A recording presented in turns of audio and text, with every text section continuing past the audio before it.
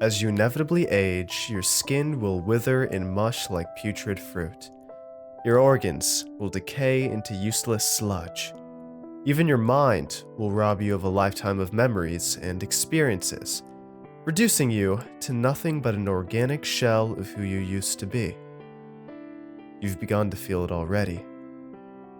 Imperceptible by the day, but implacable as the marching years, your body is growing soft and weak. You will never again be as young as you are in this moment. Even now, you can smell all those lofty dreams of youth rotting into idle fantasies that will never be realized. But those sweet children, they are the closest thing you will ever have to immortality. They are your only chance to rewind the clock, rekindling the magic of forgotten innocence.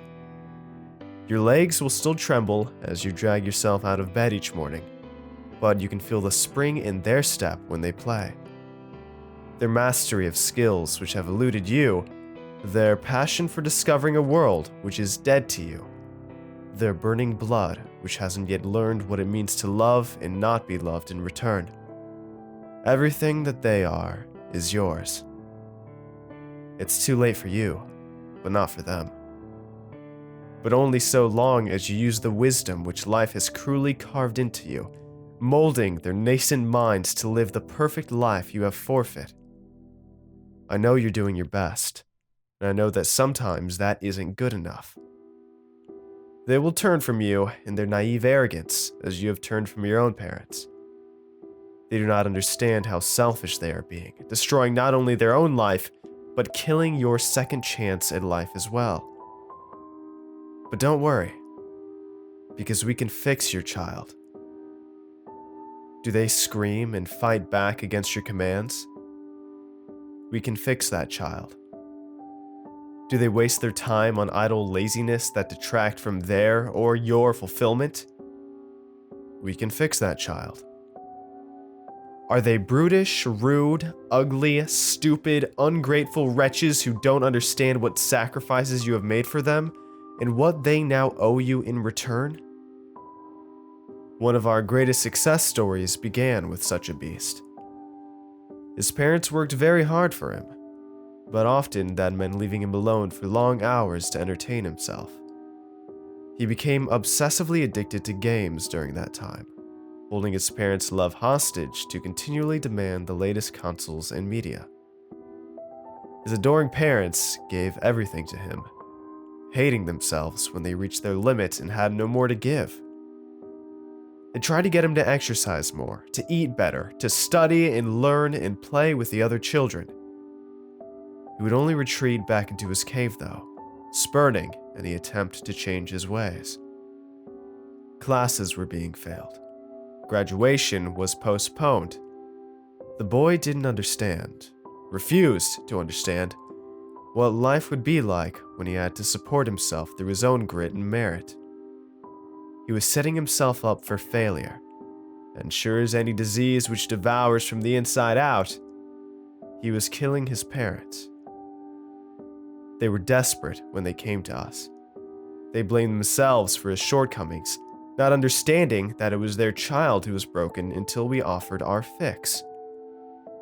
They didn't care how, they just wanted it done. I sat them down, free consultations mind you, and had them both write down a list of everything they wanted their boy to be. Let the imagination run wild. Now is not the time to be encumbered with reality, which has already been a burden for too long. They were hesitant at first. Then, the father wrote down, "Be more motivated." That encouraged the mother to add, "More happy." The more they wrote, the more they broke the illusion of their son's adequacy, and the more they had to say. "Make him taller," said the father, "and get him into shape. More compassionate," said the mother, "and more sociable with his friends. Smarter, funnier, more honest, more polite." Both of them were crying by the end. The boy they had created was nothing like their son, but I was there to console them. Nothing like their son yet. But don't worry, because we can fix that child. The parents did as they were instructed and left town for the weekend. Standard policy. It can be stressful for them to be present during the fixing. We came for the boy in the dead of night when we knew he would be home. We are professionals after all, and don't like to waste our time. We don't bother to knock. That would only give him a chance to escape. The parents left a key with us, and we entered the house without lights. Up the stairs to his room, where the sound of machine guns still blared from his speakers. The little bastard stayed up all night, although that isn't uncommon when the parents are gone for the weekend. He might as well get his last games in now, because he won't be playing any more after we're done with him. His game was loud enough to mask our entry. He didn't notice us until we ripped the swivel chair out from under him. The struggle is always brief. Sometimes we'll get a fighter and we have to subdue them with force, but any damage done to the body is inconsequential. He won't be using it for much longer. I'm pleased to say that even this little monster was fixed within a week. His parents didn't even recognize him, but there's no doubt that they will be happier now. He never talks back. He never speaks before he's spoken to, and even then, he'll say sir or ma'am. He hasn't touched his games again, and nothing about his passive countenance promises so much as the least resistance anymore. Of course, the original is still with us for research purposes. The one that's been returned is the only one you'll ever need, though. You'll love him to the ends of the earth.